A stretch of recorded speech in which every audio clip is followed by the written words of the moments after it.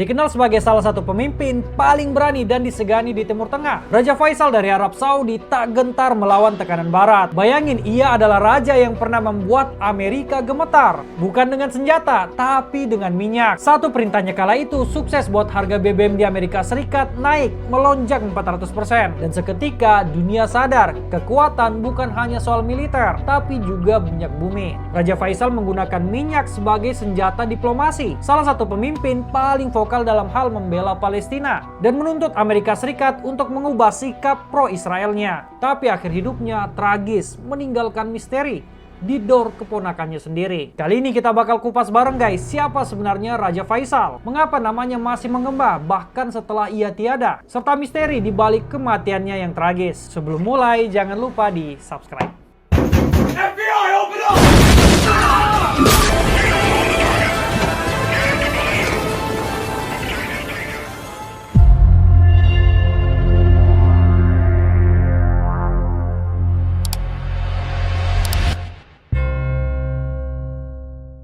Kita mulai dari masa kecil Pangeran Faisal. Pangeran Faisal bin Abdul Aziz lahir di Riyadh pada 14 April tahun 1906. Bayangin, dia tumbuh di tengah suasana kerajaan yang benar-benar penuh tanggung jawab. Ayahnya adalah Raja Abdul Aziz yang dikenal sebagai pendiri Arab Saudi. Jelas beliau nggak main-main dalam hal mendidik anaknya. Dari kecil Pangeran Faisal udah diajari soal kepemimpinan dan agama Islam. Bisa dibilang dia kayak anak kecil yang cepat gede. Salah satunya ya karena lingkungannya tadi. Pangeran Faisal terkenal kalem dan cerdas. Di usianya yang baru menginjak 6 tahun, Pangeran Faisal sudah kehilangan ibunya tercinta, Tarfa binti Abdullah bin Abdul Latif al-Sheikh. Pangeran Faisal sering banget diajak ayahnya untuk pergi ke pertemuan-pertemuan penting. Bukan cuma buat nonton, tapi biar dia belajar langsung gimana caranya jadi pemimpin yang bijaksana. Makanya gak heran kalau kelak dia jadi raja yang disegani. Bayangin aja, anak yang seusianya itu biasanya itu aktif bermain layangan atau mungkin kejar-kejaran. Dia malah duduk bareng orang-orang besar ngomongin soal urusan negara. Bahkan pas umurnya baru 14 tahun, dia udah mimpin delegasi ke Inggris pada tahun 1919.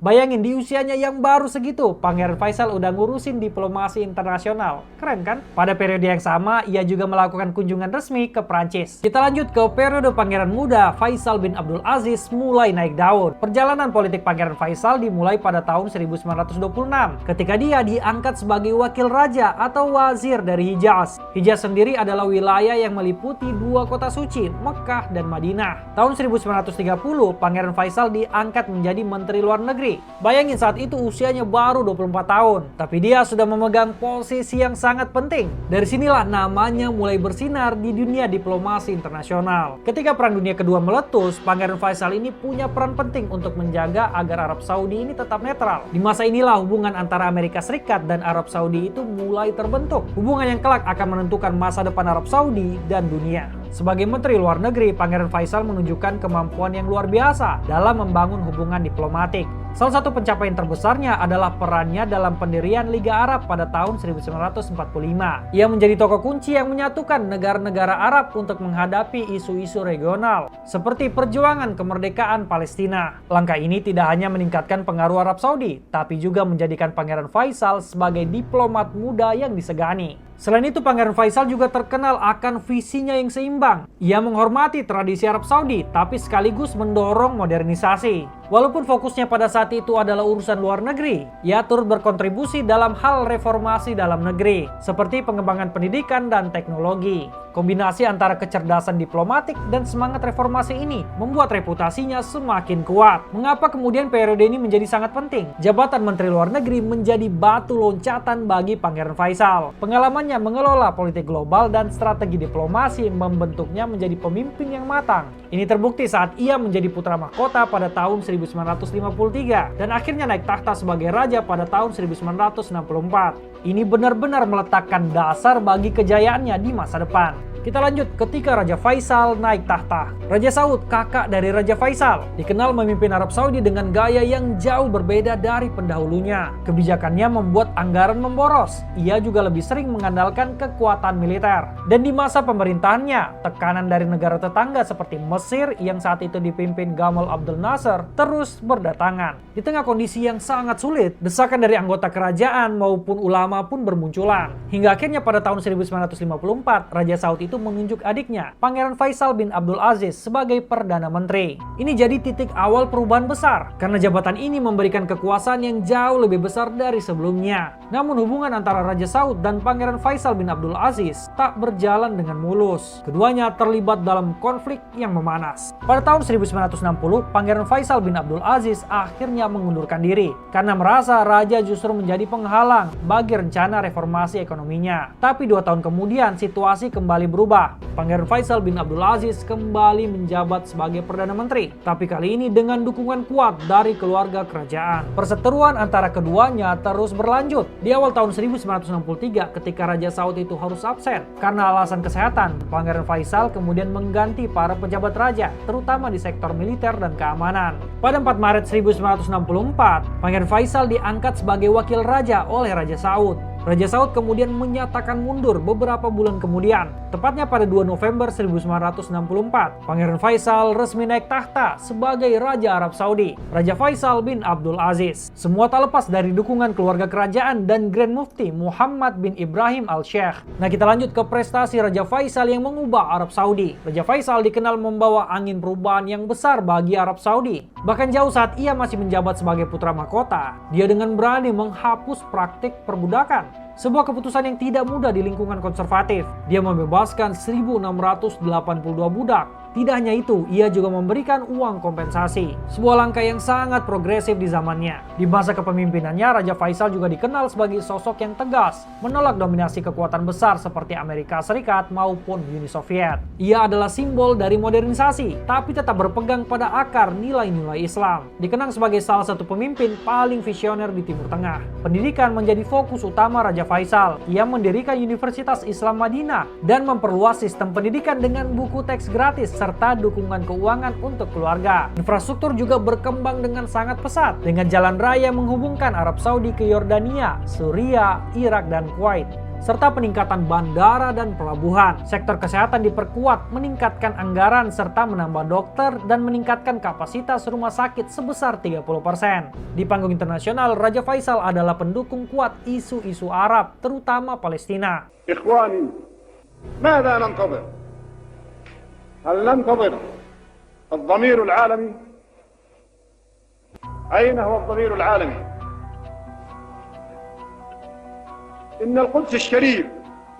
Puncaknya adalah embargo minyak OPEC tahun 1973 yang buat krisis energi parah di Amerika Serikat. Cerita dimulai tahun 1973, dunia sedang tegang kala itu. Perang Yom Kippur meletus antara koalisi negara-negara Arab melawan Israel. Negara-negara Arab termasuk Mesir dan Suriah mencoba merebut kembali wilayah yang sebelumnya direbut oleh Israel pada Perang 6 Hari tahun 1967. Tapi di balik medan tempur yang penuh darah, ada medan lain yang tak kalah panas. Iya, medan minyak. Di tengah krisis itu, Raja Faisal bin Abdul Aziz dari Arab Saudi mengambil langkah yang mengguncang dunia barat. Ketika Amerika Serikat secara terang-terangan mendukung Israel, mengirim bantuan militer dan logistik dalam jumlah yang sangat besar, Raja Faisal kala itu merasa sudah cukup. Ia tak bisa lagi hanya berteriak dari podium diplomatik. Maka bersama-sama negara anggota OPEC lainnya, terutama yang tergabung dalam blok Arab, Raja Faisal memimpin langkah berani embargo minyak terhadap Amerika Serikat beserta sekutu-sekutunya. Embargo ini bukanlah gertakan, ini adalah senjata. 15 Oktober 1973, Arab Saudi dan negara-negara Teluk memutuskan untuk memangkas produksi minyak. Dan tak lama kemudian, mereka menutup keran ekspor secara total ke Amerika Serikat. Dunia geger, harga minyak meroket. Di Amerika, antrian panjang di pom bensin terjadi di mana-mana. Krisis energi parah di beberapa negara. Raja Faisal dengan tenang menyampaikan kata-kata yang monohok dalam sebuah wawancara yang legendaris. Dia menyebut, jika kita kehabisan minyak, kita akan kembali ke tenda. Tapi jika kita kehilangan kehormatan, kita tidak akan pernah bisa bangkit lagi. Kata-kata itu jadi simbol dari sikap tegas dan keberanian luar biasa dari seorang pemimpin yang bukan hanya berpikir soal ekonomi, tapi juga harga diri umat Islam dan bangsa Arab. Embargo itu berlangsung selama beberapa bulan. Amerika Serikat yang awalnya menganggap enteng tekanan dari dunia Arab, akhirnya mulai melunak. Diplomasi pun bergerak. Amerika mulai mendorong pembicaraan damai di Timur Tengah, dan tekanan internasional terhadap Israel pun pun meningkat. Walaupun embargo berakhir pada Maret 1974, dampaknya terasa jauh lebih lama. Dunia menyadari satu hal penting, minyak bisa menjadi senjata politik. Dan di balik senjata itu ada satu nama besar, dia adalah Raja Faisal bin Abdul Aziz. Sosok yang tidak ragu menghadapi kekuatan besar demi keyakinannya. ولو أجمع العرب جميعا على أن يرضوا بوجود إسرائيل وبتقسيم فلسطين فلن ندخل معهم في هذا الاتفاق. Kematian Raja Faisal bin Abdul Aziz pada tahun 1975 menjadi salah satu tragedi paling mengejutkan dalam sejarah Arab Saudi. Bukan hanya karena dia adalah seorang raja yang dihormati dan dicintai oleh rakyatnya, tapi karena cara ia wafat, dibunuh oleh keponakannya sendiri, Pangeran Faisal bin Musaid. Hari itu 25 Maret 1975 dimulai seperti biasa. Raja Faisal sedang menyambut tamu-tamunya di Istana Riyadh dalam rangka audiensi terbuka. Di antara tamu itu hadir sang keponakan, Pangeran Faisal bin Musaid, yang baru saja kembali dari Amerika Serikat. Ia tampak tenang, bahkan sempat dipeluk oleh Raja Faisal. Tapi beberapa detik kemudian terjadi sesuatu yang tak pernah terbayangkan. Seketika sang pangeran mengeluarkan pistol dan mendor 2 kali Raja Faisal. Sang raja roboh di tempat dan tak lama dinyatakan wafat di rumah sakit. Negara pun berduka. Setelah menembak Raja Faisal, Pangeran Faisal bin Musaid langsung ditangkap di tempat. Proses peradilannya berlangsung dengan cepat. Dan 3 bulan kemudian pada bulan Juni 1975, ia dieksekusi mati di depan umum di Riyadh. Lalu muncul pertanyaan besar. Mengapa seorang keponakan tega membunuh pamannya sendiri yang tak lain adalah rajanya? Investigasi kerajaan Arab Saudi kemudian menyebut penyebabnya adalah dendam. Pada tahun 1965, kakak dari si pelaku yaitu Pangeran Khalid bin Musaid didormati oleh petugas keamanan kerajaan. Sang kakak dikenal sebagai sosok yang menentang modernisasi di Arab Saudi, terutama proyek pembangunan infrastruktur seperti jaringan televisi nasional yang dianggap bertentangan dengan nilai-nilai Islam. Ketika ia mencoba menyerang kantor stasiun TV yang baru dibangun, pasukan keamanan pun mengambil tindakan. Ia tewas di tempat. Kematian itulah yang kemudian diyakini menjadi sumber dendam pribadi bagi Pangeran Faisal bin Musaid. Sebagai kepala negara, Raja Faisal dianggap bertanggung jawab oleh keponakannya. Dendam itulah yang perlahan tumbuh dalam diri sang pangeran muda. Setelah kematian kakaknya, Pangeran Faisal bin Musaid sempat pergi ke Amerika Serikat.